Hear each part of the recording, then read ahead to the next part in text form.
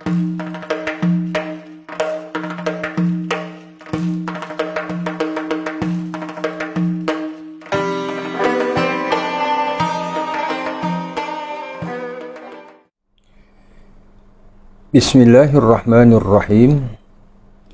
Muslimin dan muslimat yang dikasihi Allah, Assalamualaikum warahmatullahi wabarakatuh. Alhamdulillah, wassalatu wassalamu ala Rasulillah, Nabiyyina Muhammadin ibni Abdillah sallallahu alaihi wasallam wa ala alihi wa sahbihi wa man tabi'ahu wa wala.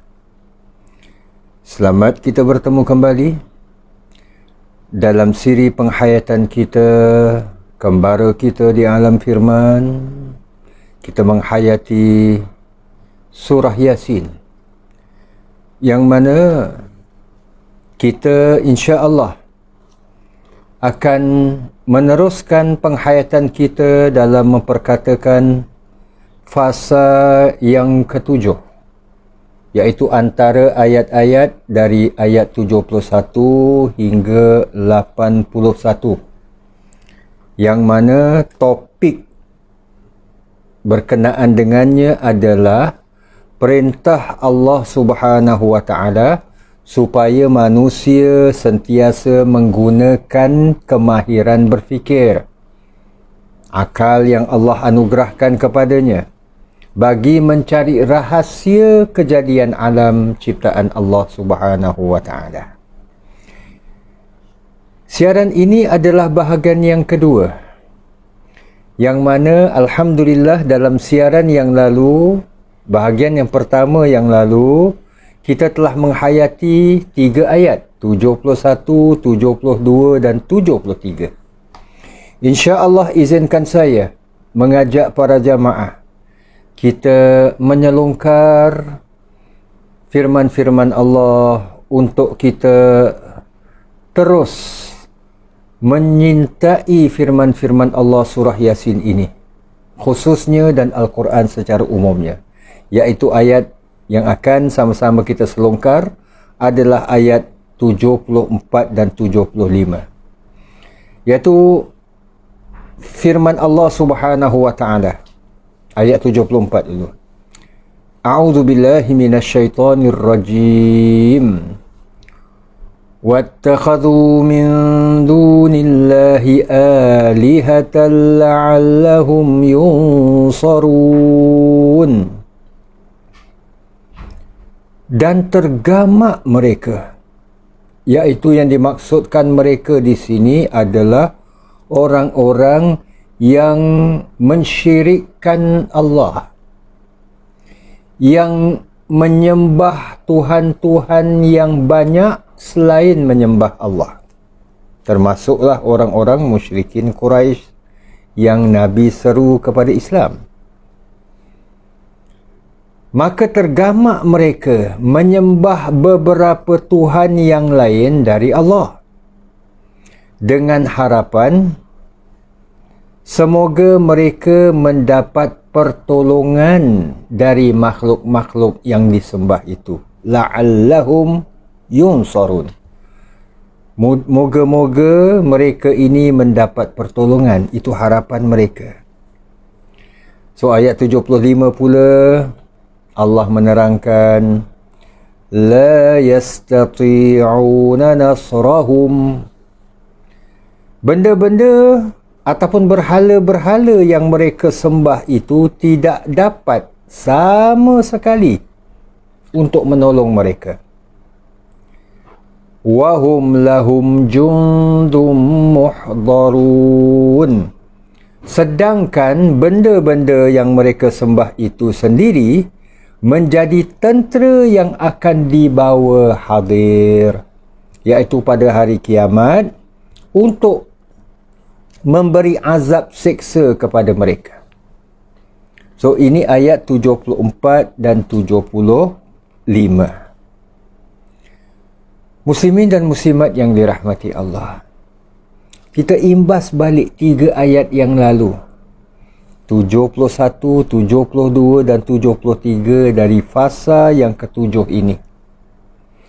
di mana Allah mengajak manusia supaya berfikirlah. Pada 3 ayat yang lalu, iaitu pada siaran yang lalu ataupun bahagian yang pertama dari fasa ke-7 ini, kita dapati bahawa Allah Subhanahu wa taala menerangkan berapa banyak ciptaan-ciptaan Allah yang Allah kurniakan kepada mereka. Dan contoh yang diberikan oleh Allah Subhanahu wa taala adalah an'aman fahum laha malikun, iaitu binatang-binatang ternakan yang mana mereka memilikinya, yang mana mereka ini kalau nak tunggang, mereka ini nak makan dagingnya, nak minum air daripadanya, termasuklah susu dan sebagainya, Allah kurniakan. Maka bila tiba ayat 74 ini, mereka ini menyembah Tuhan yang lain pula. Itu yang diterjemahkan tergamaknya mereka. So, wajarkah kurniaan nikmat yang Allah kurniakan dibalas dengan kekufuran, dibalas dengan kesyirikan? Wajar ke? Ibarat macam contoh yang diberikan selalu, orang berbuat baik kepada kita, letaklah contoh, pinjam nama. Biasalah nama ni 2 juga. Pak Mat, dah belanja kita makan. Bila kita dah kenyang dengan apa yang Pak Mat belanja ni, kita berterima kasih pula pada Pak Ali. Patuh pada Pak Mat kan? Sebab Pak Mat yang belanja. Tapi kita berterima kasih pada Pak Ali. Jadi muslimin dan muslimat dirahmati Allah, wajar ke? Itu yang Allah menyatakan, wattakhadhu, tergamaknya mereka ini menyembah beberapa Tuhan min dunillah, selain daripada Allah. Kita sedia maklum orang-orang musyrikin, mereka bukan tak menyembah Allah, mereka sembah Allah. Tapi masalahnya adalah mereka di samping menyembah Allah, mereka sembah Tuhan-Tuhan yang lain, yang mereka jelmakan dalam bentuk patung-patung berhala dan sebagainya. Hatta ada pun yang menyembah pokok, yang menyembah bulan, menyembah bintang, menyembah matahari dan sebagainya. Jadi mereka ini menyembah Tuhan-Tuhan selain daripada Allah, la'allahum yunsarun, dengan harapan mereka ini mendapat pertolongan dari makhluk-makhluk Allah yang lain. Jadi muslimin dan muslimat yang dirahmati Allah, ini ayat 74. Jadi mereka menyembah Tuhan-Tuhan yang banyak. Sebab umumnya kalau sembah satu Tuhan, ini pada fikiran mereka. Sebab itu Allah mengajak mereka ni berfikir secara benar, secara waras. Memang kalau ikut hukum akal, yang mungkin hukum akal yang mengakal, kata orang tu, meja ni berat, nak angkat seorang tak terdaya apa, lalu diangkat, kita panggil lah orang yang kedua, mari angkat sama-sama. So ada 2 orang mampu angkat meja ni, kalau seorang tak mampu. Jadi kalau menyembah Allah Tuhan satu-satunya, Tuhan satu-satunya tak mampu nak berikan pertolongan. Mungkin Tuhan ini moodnya baik, kali ini baik, contoh aja, kita minta dapat. Tapi bagaimana kalau kali yang lain, pada ketika yang lain, moodnya tak baik? Ini bagi fikiran mereka lah. Kalau kita sembah Tuhan yang sama dia juga, macam mana Manusia sendiri ada moodnya apa? Kadang baik, good mood kata orang tu. Kalau good mood, Kau cakap sikit dia belanja. Tapi kalau bad mood, engkau macam mana puji dia ke apa ke, dia buat je, buat tak tahu je, umpamanya lah. Muslimin dan muslimat yang dirahmati Allah, apakah Allah nak disamakan dengan makhluk?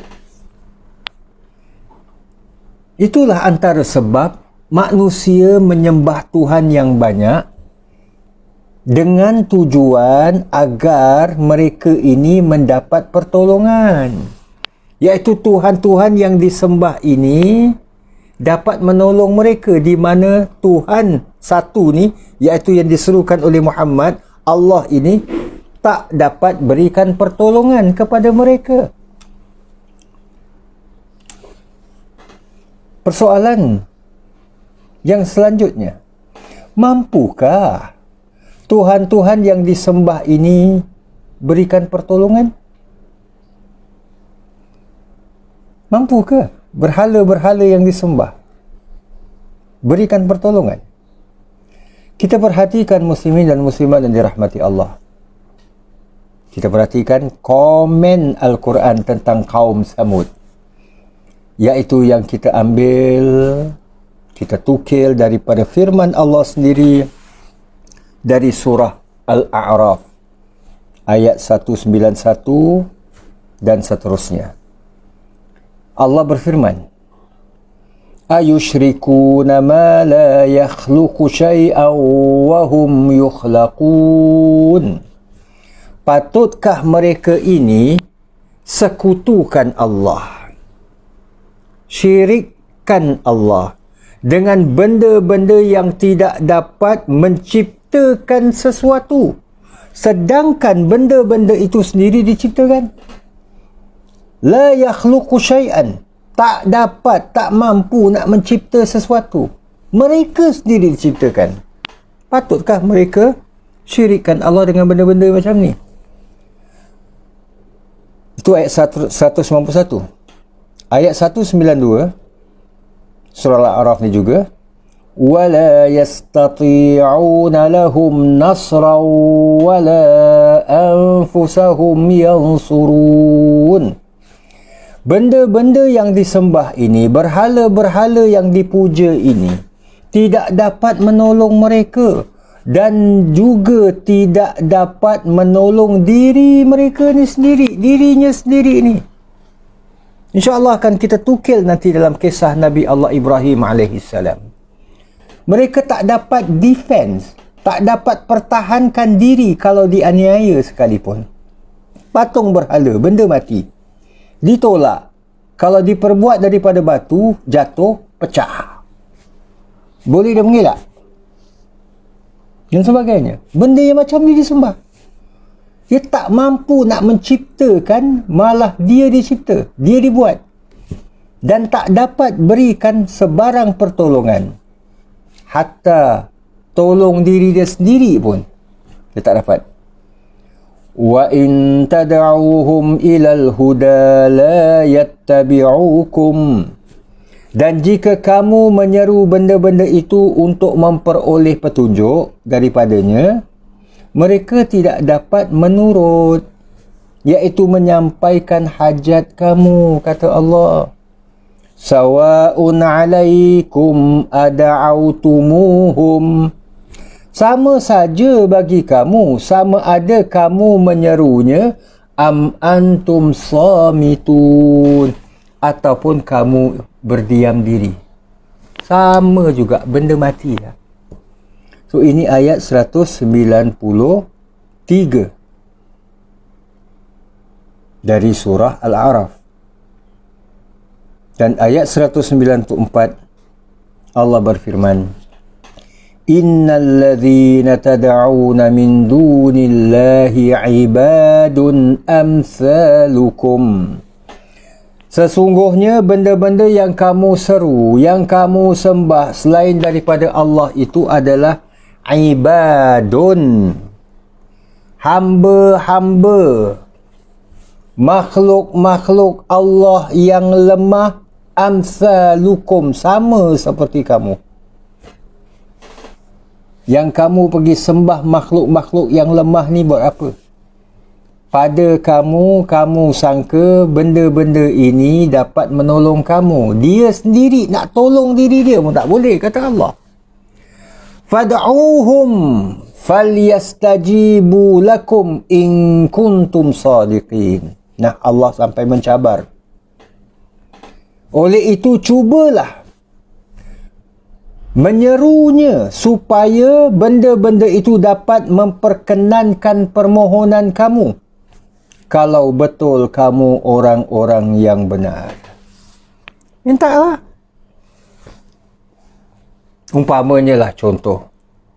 Allah menentukan hujan turun. Sekarang ni seru kan?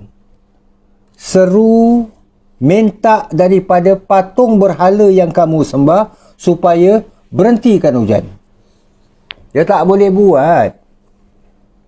Dia tak boleh buat. So ini ayat 194 dari surah Al-A'raf. Jadi kita boleh merujuk para jamaah. Ayat 191 sehingga 194 dari surah Al-A'raf ini. Jadi kita kembali. Dalam ayat yang kita perkatakan ini, kemudian di surah Yasin maksudnya, kita pergi kepada ayat yang seterusnya, 75.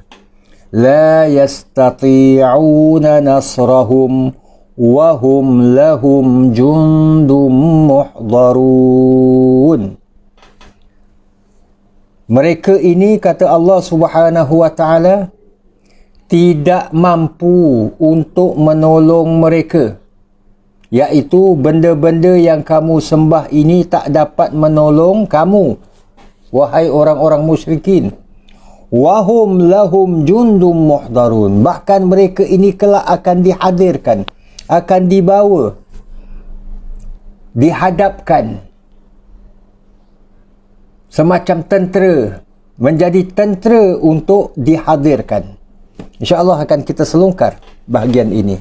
So daripada ayat ini, ayat 75 ni, kita dapati bahawa ada dua poin besar. Pertama, berhala yang mereka sembah tidak dapat menolong mereka. Jadi kalau ayat 74 tadi, wajarkah mereka ini mensyirikkan Allah dengan sembahan-sembahan mereka ni? Sedangkan sembahan-sembahan mereka ni, kata Allah, la yastati'una nasrahum, tidak dapat menolong mereka. Kedua, poin yang kedua, berhala-berhala itu menjadi tentera yang dibawa hadir kepada mereka. Menjadi tentera jundun muhdarun, yang dibawa hadir. Maksud yang dibawa hadir itu apa? Yang diketengahkan, yang dilibatkan sama dan sebagainya. Ingin kita selongkar sedikit muslimin dan muslimat yang dirahmati Allah. Hikmah di balik firman Allah, wahum lahum jundum muhdarun. Perkataan jundun itu, iaitu tentera. Mengapa tentera? Mengapa Allah Subhanahu wa taala mensifatkan berhala-berhala ini tak dapat nak menolong kamu? Bahkan di hari akhirat kelak ini, mereka ini menjadi tentera yang dibawa hadir kepada mereka, kepada orang-orang yang menyembahnya. Kenapa tentera? Muslimin dan muslimat yang dirahmati Allah, kita sedia maklum, tentera adalah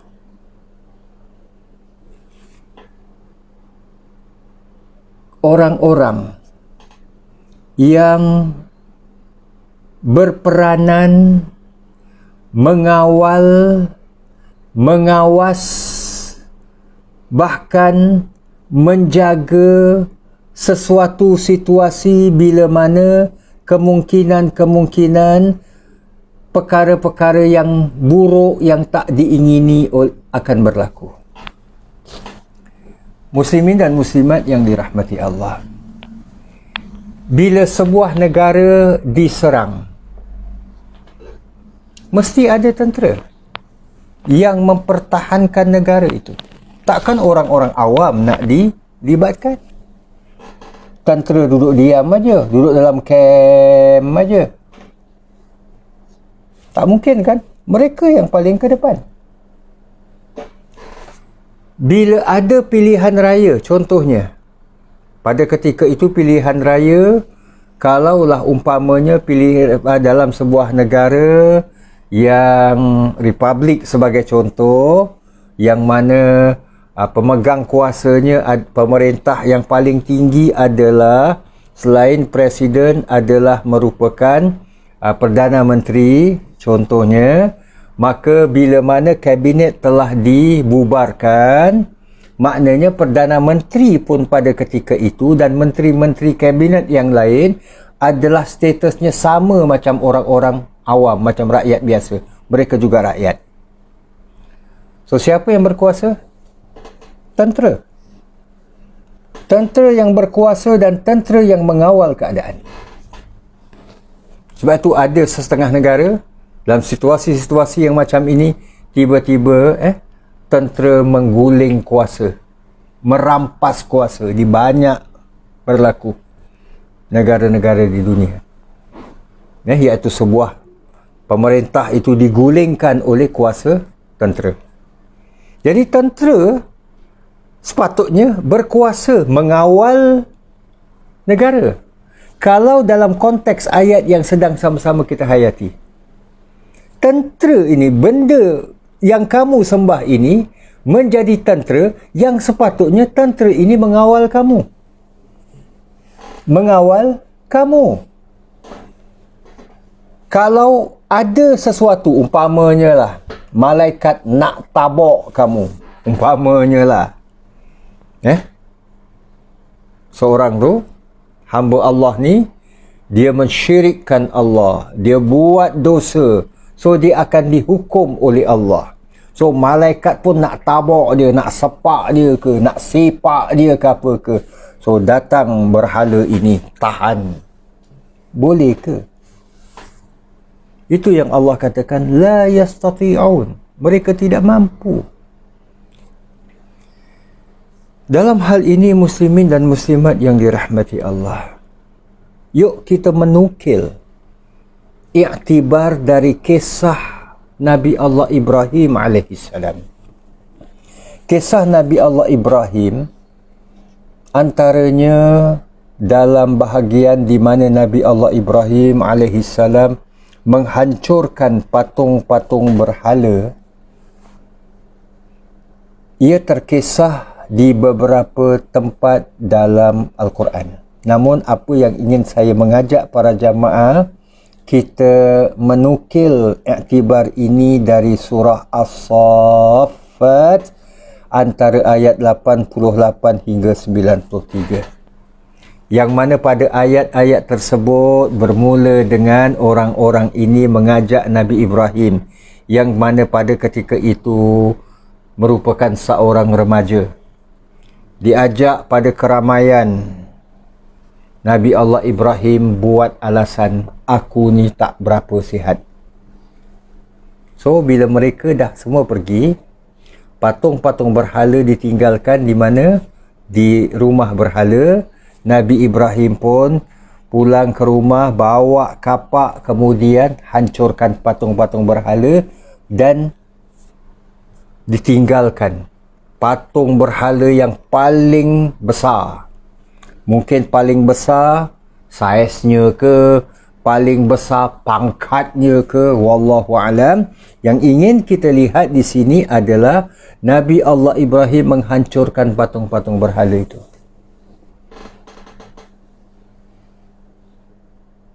Nabi Allah Ibrahim bawa kapak. Sebelum menghancurkan patung-patung berhala ni, Nabi Ibrahim malah sempat berbicara dengan patung-patung berhala. Nabi Ibrahim tanya mereka, ala ta'kulun, tak ikut pergi makan? Keramaian ni, diorang ramai-ramai bikin kenduri, kau tak ikut ke? Tak makan ni tak lapar ke? Umpamanya lah, stay kat sini je. Bila Nabi Allah Ibrahim tanya, patung-patung berhala ni tak menjawab, patunglah katakan, yang boleh berbicara sikit, kisah patung cendana agaknya, wallahu alam. Ini bila Nabi Ibrahim tanya, tak jawab, diam. Malakum la tantiqun. Apa pasal kamu tak cakap? Tak boleh berbual. Diam saja. Diam ni sama ada pekak ke ataupun bisu ke. So, itu yang kalau kita lihat ia dikhabarkan oleh Al-Quran. Ia bukan sekadar suatu kisah, suatu cerita. Tapi di baliknya ada iktibar. Kenapa sampai Nabi Allah Ibrahim bertanya kepada mereka? Dan bila Nabi Allah Ibrahim bertanya kepada mereka, patung-patung berhala ni tak jawab. Nabi Ibrahim tanya lagi. So, benda mati. Okeylah. Bila Nabi Allah Ibrahim AS dah menghancurkan berhala-berhala ini, muslimin dan muslimat yang dirahmati Allah, kita ingin menukil pula di surah Al-Anbiya ayat 68. Bila orang-orang ini ataupun kaum ini, penduduk kampung tu, selesai daripada keramaian, mereka tengok kat rumah berhala tu, patung-patung berhala ni dah hancur dah. Juzazan, dah hancur. Hanya yang paling, ya ataupun yang tinggal tu hanya yang paling besar je tu. Jadi mereka ni cari siapa akhirnya, oh, ini mesti Ibrahim yang buat ni, sebab dia pernah cakap macam ni. Jadi apa yang kita nak lihat di ayat 68 dari surah Al-Anbiya ini, Allah berfirman, iaitu menukil kata-kata mereka ni, kaum ini, qalu harriqu. Mereka berkata, bakar dia, iaitu jatuhkan hukuman ke atas Nabi Allah Ibrahim, bakar dia.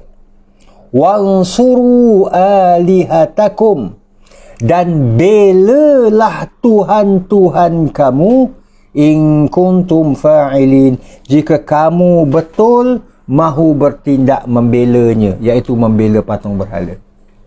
Muslimin dan muslimat dirahmati Allah, yang ingin kita perhatikan adalah kata-kata mereka sendiri, wansuru alihatakum, belalah Tuhan-Tuhan kamu. Lah, Tuhan kena bela.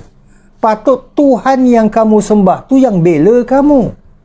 Itu yang Al-Quran dalam surah Yasin sendiri menyatakan, la yastati'una nasrahum, tak mampu nak tolong mereka ni.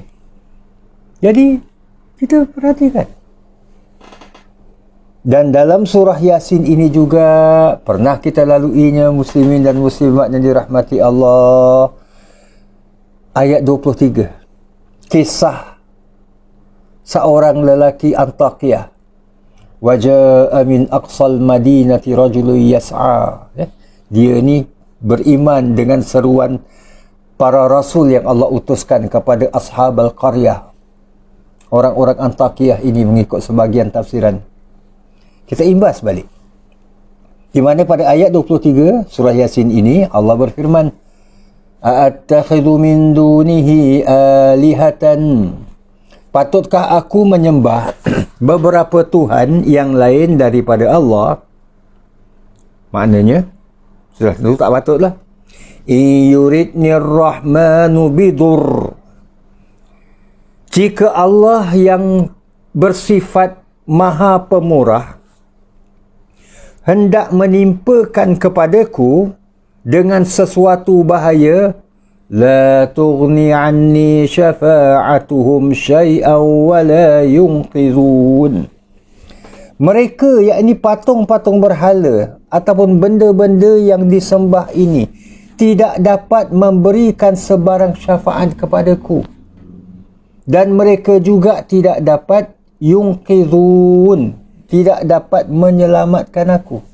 Kalau Allah nak menurunkan azab ataupun nak datangkan sesuatu bencana kepada aku, patung-patung berhala, benda-benda yang disembah ini tak dapat nak tolong aku. Makna musibah yang ditimpakan tetap kena juga. Inilah muslimin dan muslimat yang dirahmati Allah. Orang-orang musyrikin Quraisy ini, dalam konteks surah Yasin yang sedang diperkatakan, mereka begitulah.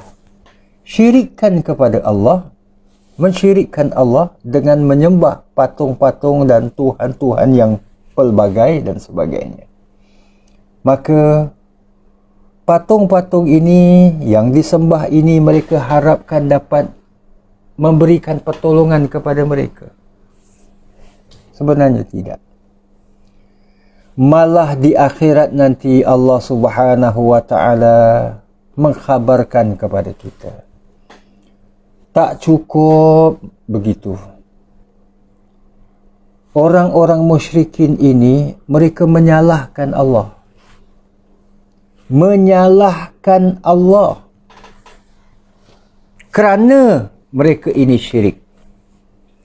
Di surah Al-An'am ayat 148, kita ambil sebahagian daripadanya, yang mana Allah berfirman pada ayat 148 surah Al-An'am ini, sayaqulul ladzina asyraku, orang-orang musyrik itu sayaqul akan mengatakan, lau sya'allahu ma asyrakna, kalaulah Allah itu benar-benar ataupun betul menghendaki, tentulah kami wala abauna, begitu juga dengan datuk nenek moyang kami, tidak akan ma'asyrakna, tidak akan menjadi syirik.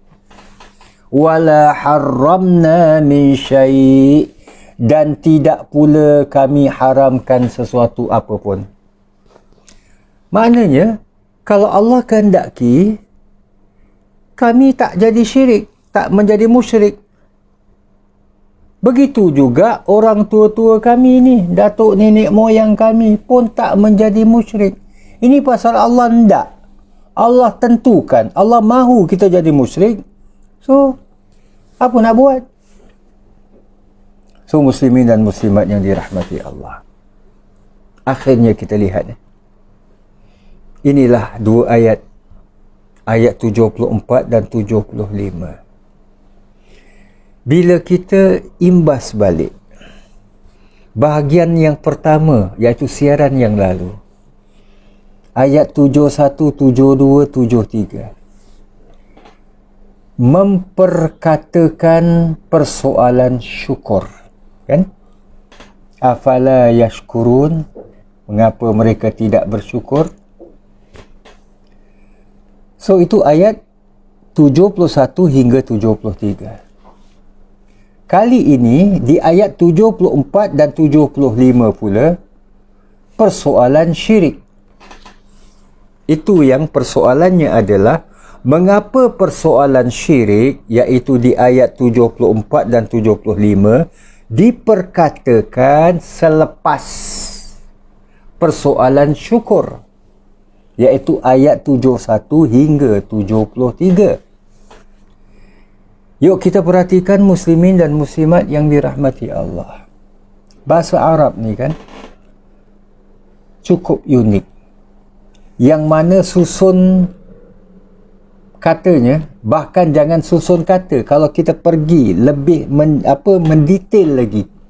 Sebab dalam kaedah bahasa Arab ini, selain daripada adanya yang dinamakan kaedah nahwu, iaitu perkataan-perkataan yang disusun menjadi ayat, ada pula di sana yang dikatakan kaedah saraf. Kaedah saraf ini adalah bentuk-bentuk huruf yang disusun hingga menjadi satu word, satu perkataan, satu kalimat. So, kalau kita perhatikan, baik yang dinamakan syirik mahupun yang dinamakan syukur. Asal perkataannya terbentuk daripada 3 huruf.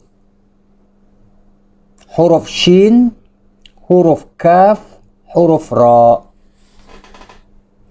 Jadi shin, kaf, ra itu syukur. Kalau diterbalikkan sikit, shin, ra, kaf, itu syirik. Dan dia dalam bentuk versus yang berlawanan. Maknanya muslimin dan muslimat yang dirahmati Allah, kesudahan daripada tidak bersyukur boleh bawa kepada syirik.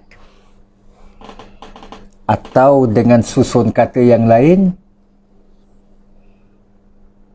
syirik itu adalah natijah daripada tidak syukur. Inilah kalau kita perhatikan. Dan kita sedia maklum, syirik ini bukan hanya daripada sudut akidah semata-mata.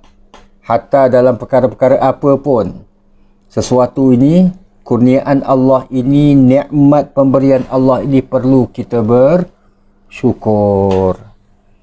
Perlu kita berterima kasih kepada Allah Subhanahu wa taala di atas segala kurniaannya.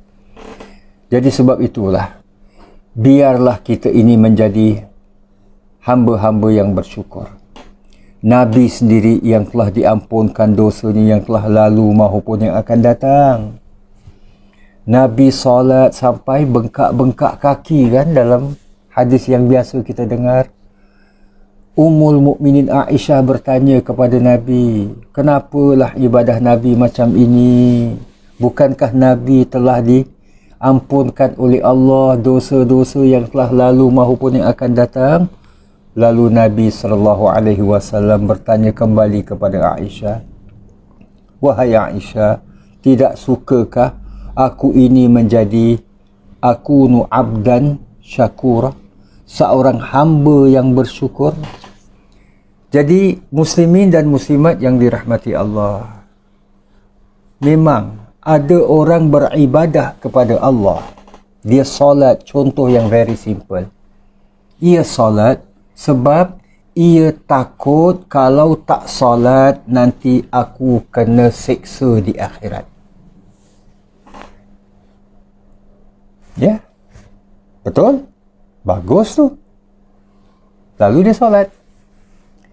Ada juga orang solat, kenapa engkau solat? Sebab aku nak masuk syurga. Syurga penuh dengan nikmat-nikmat Allah. Bagus. Ini juga bagus sebab dia ingin meraih ganjaran. Lalu dia mendirikan solat, dia beribadah. Tapi ada di sana hamba-hamba Allah, kenapa engkau solat?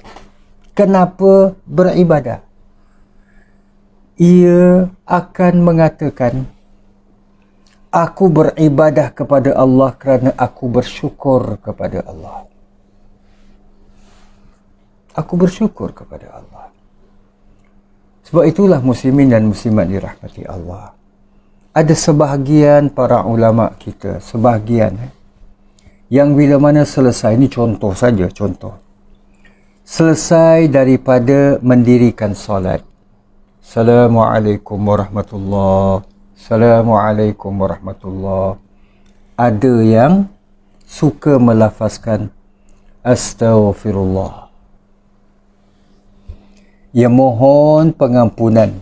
Manalah tahu dalam solatnya ada kesilapan, ada kecacatan, kekurangan, mungkin khayal sikit ke apa ke, itu kemungkinan. Alhamdulillah. Tapi ada pula di sana alim ulama kita, bila mana selesai daripada solat, Assalamualaikum warahmatullahi, Assalamualaikum warahmatullahi, yang pertama diucapkan adalah alhamdulillah. Ia bersyukur kerana nikmat dapat beribadah. Ini adalah tahap yang Masya Allah, yang tinggi. Jadi inilah muslimin dan muslimat yang dirahmati Allah. Bahagian kedua daripada fasa yang ketujuh, iaitu yang mana dua ayat yang sempat kita hayati dalam bahagian kedua ini, ayat 74 dan 75. InsyaAllah dalam siaran yang akan datang kita akan menyambung, ambil bahagian ketiga, masih lagi dalam fasa yang ketujuh ini, iaitu fasa yang bermula dari ayat 71 hingga 81 nanti, insya-Allah. Terima kasih di atas kesudian bersama para jemaah. Aqulu qawli hadza wa astaghfirullahal azim li wa lakum. Wassalamualaikum warahmatullahi wabarakatuh.